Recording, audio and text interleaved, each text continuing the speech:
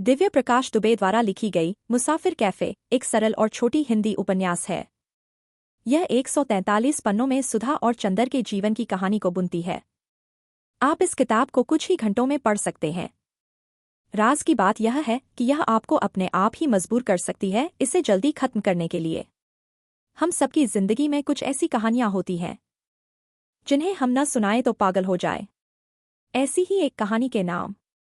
भाग 1। चंदर वही काम करता है जो लगभग हर युवा से भारतीय समाज, परिवार, पड़ोसी और फूफाजी करवाना चाहते हैं।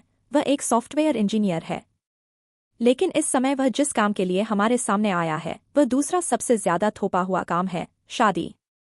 अपनी माँ के कहने पर चंदर एक कैफे में सुधा नाम की एक वकील से मिलने आया है। यह बात बड़ी दिलचस्प है कि लड़के वैसे तो माँ की हर बात नहीं मानते, लेकिन शादी की बात आते ही मिलने के लिए तुरंत तैयार हो जाते हैं। Man will be man. अगर वे पहली ही मुलाकात में एक दूसरे के हो जाते और शादी कर लेते तो किताब लिखने की जरूरत ही क्या थी। हमारे मन में हमेशा एक हैप्पी एंडिंग की उम्मीद रहती है, लेकिन जीवन में अक्सर उसके अलावा सब कुछ होता है। सुधा एक डिवोर्स लॉयर है। इतनी सारी शादियां टूटते हुए देखने के बाद उसे शादी से एक डर और नफरत सी हो गई थी। चंदर से मिलने से कुछ देर पहले ही उसने एक सॉफ्टवेयर इंजीनियर को, जो उससे शादी करके बस अमेरिका ले जाना चाहता था, फटकार कर भगा दिया था।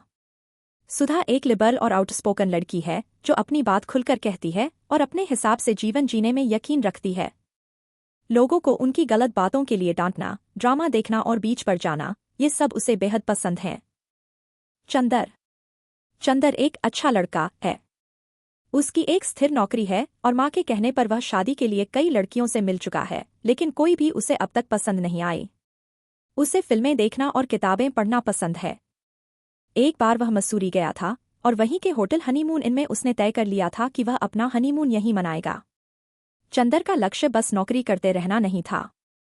जब उसे प्रमोशन मिला तो उसने अपने अंदर एक खालीपन महसूस किया। जिस पद के लिए वह इतने सालों से मेहनत कर रहा था, उसे पाने के बाद भी उसे खुशी नहीं मिली।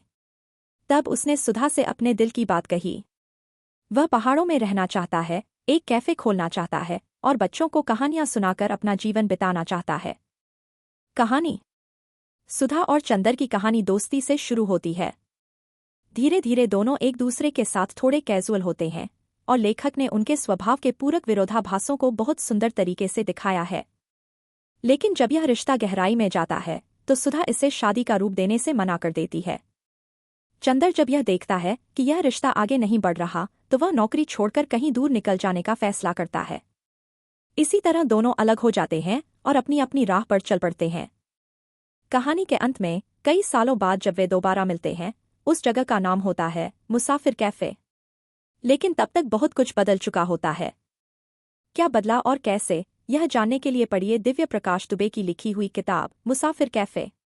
अगर मुझे इसे बेचने के लिए कमीशन मिल सकती है तो कांटेक्ट कीजिए। वीडियो आखिर तक देखने के लिए धन्यवाद। कमेंट में बताइए आपकी पसंदीदा कहानी कौन सी है जिसे आप साहित्य स्क्वायर सुनना चाहेंगे। कहानियां पसंद हैं तो साहित्य स्क्वायर को सब्सक्राइब करें।